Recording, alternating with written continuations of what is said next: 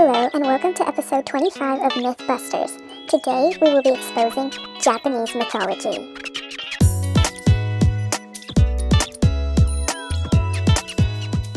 The first myth we are going to be discussing is the Japanese myth of creation, Izanami and Izagami. So the story begins with there being a trinity of three supreme gods that created many deities, and two of them were Izanami and Izagami. Izanami's name means she who invites, and Izagami's name means he who invites.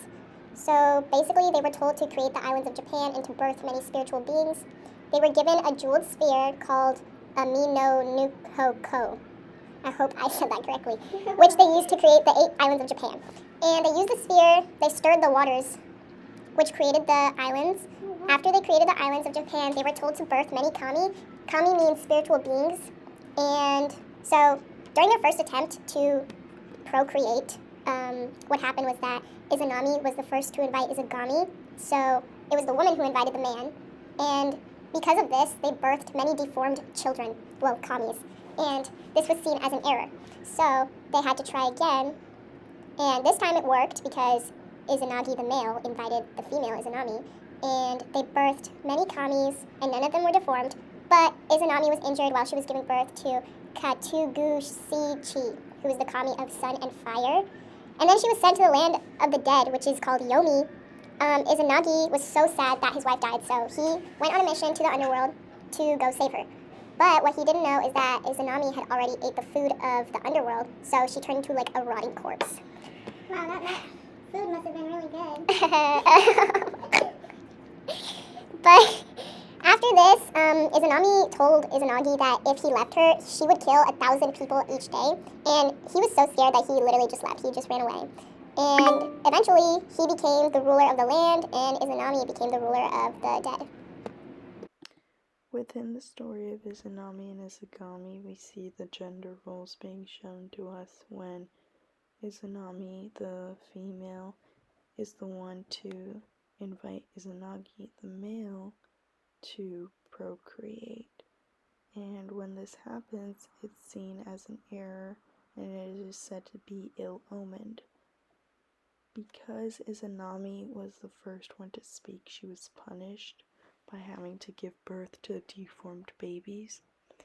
And this shows us how that when women express sexual desire, they are punished by society or they are looked down upon, and it's seen as unattractive from a woman too. And even in society today, we can still see these gender norms and stereotypes being presented within our communities when women are expected to be pure and modest, and men are encouraged to have many partners and to explore things. This connects to real life because I guess even nowadays we can see it happening with the guy should be the one to ask out the girl, the guy should be the one to take the girl out somewhere. The guy is the head of the household. He goes out and he works and he makes the money and the woman stays at home. Yeah, I mean, we were just talking about this a few days ago.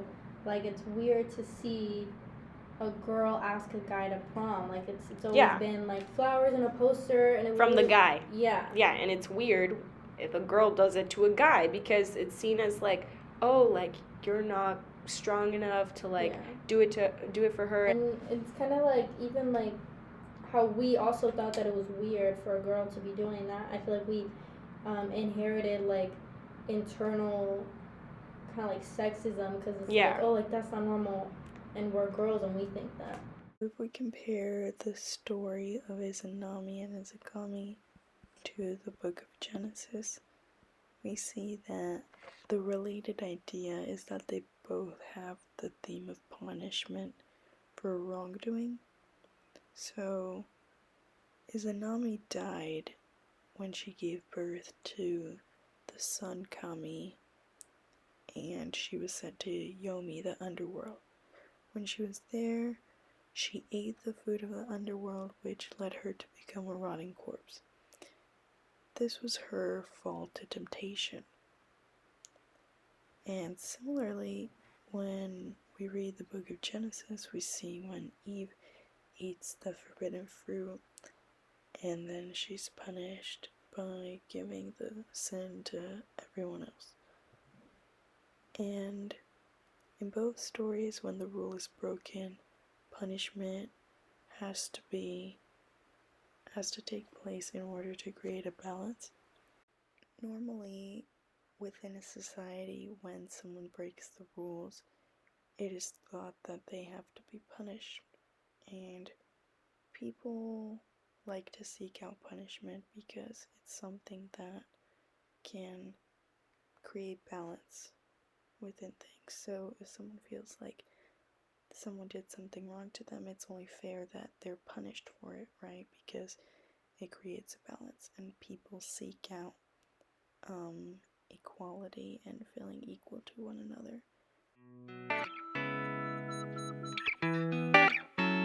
The next myth we will be discussing is the myth of the red and the blue ogre. Okay, now we're going to talk about the red ogre and the blue ogre. And it takes place in far across the mountains in Japan. And it starts off with the red ogre named Anakuni and then the blue ogre Anomini. And it starts off with the red ogre has lived in this village and he sees these like little humans and he wants to be friends with them because he sees how playful they are and all this. So he tries to invite them over to his house to just play and hang out, and then nobody shows up. So he gets super like just sad and just like and even he said, quote, "I'm such a kind ogre, why would nobody visit me?" And he says this to his friend, the blue ogre. Then the blue ogre says, "Look, I have a plan, so you'll never know." So he says he's going to pretend to terrorize the children and have the red ogre quote unquote, rescue them from him. Okay. Then they go out with the plan, and then it happens. So then he becomes the most popular creature among the children that like all want to play with him now. So they're all happy hanging out. Then we see the blue ogre gave this letter or left a letter at the red ogre's house saying, "I'm sorry, like they're not gonna want to be friends with you if they know that I'm friends with you, so I have to leave." So he left, and then after that, they never saw each other again. Oh my God, what a heartbreaking story. That was a really interesting story. I'd love to debrief that with you, Natalie. Okay, Michaela, so what do you think about the story? How do you think it can relate to other ones we haven't read? Well, first I want to point out the central message that stood out to me was just how the red ogre really felt unworthy because of how he was ostracized from the humans. And I feel like that's something that can really be applied to our life. Yes, Michaela, I agree with your statement there, and I think that it's a universal thing because a lot of people feel scared that they won't fit in or that they need to make a change. Yeah, I really agree with that point. Throughout the story, did you notice any other aspects that could be related to human culture that's universal? Yeah. Yes, I saw the universal theme of the ogres needing to break the rules, and this theme can be seen in our own lives because it's human nature to want to go against the rules. Yeah, I really agree with that. We see that with how the ogre wanted to mix with the humans, and that relates to breaking the rules because in their society it's the social norm to keep the group separate. However, the red ogre decides to go against that, and despite not fitting in initially, he kind of just forces himself to be a part of their society and culture because of his desire to be friends with them. And I feel like that is a direct parallel and representation of our culture of how just the human need and tendency to go against the grain, whatever is supposed to be of what we do, we always do the opposite, especially as teenagers. Okay, Michaela, but can you relate this myth to another culture myth? Actually, I can. I think it can be related to the Mayan myth of creation, with Izanami and Izagami, as well as the blue and red ogre myth, because in Izanami and Izagami, we see like the concept of creation, how they kept trying to make new creations until they were satisfied, which is a direct parallel to the Mayan myth. But I think it could also be stretched to connect to the blue ogre as well,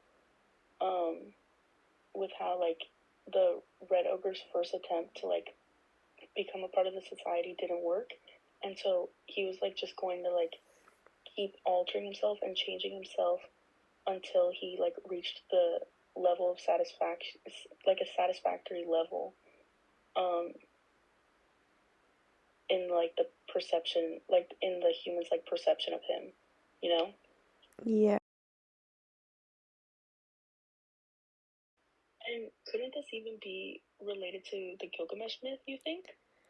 Yes, Michaela, this story could actually be connected to the Gilgamesh myth because in the story of Gilgamesh, Enkidu and Gilgamesh both go through changes because they want to become better, and in the story of the red and the blue ogre, the red ogre is seen on the outside as an evil monster, but on the inside he's really kind. So he has to go through changes in order to get people to see him for the kind person that he is, so that he can befriend the children.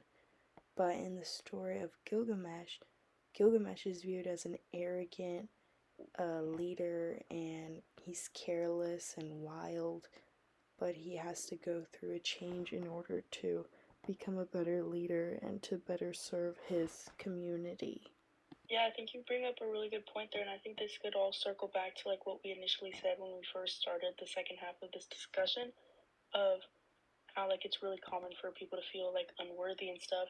And so I feel like what really can be connected between Gilgamesh and the ogre is how they both really value others' perception of them. Because Gilgamesh, he really wanted a name for himself and to be known as like some strong war hero and all that. And then the ogre, he wanted people to view him as like kind. And both of these characters, really what they wanted was like people to have positive perceptions of them.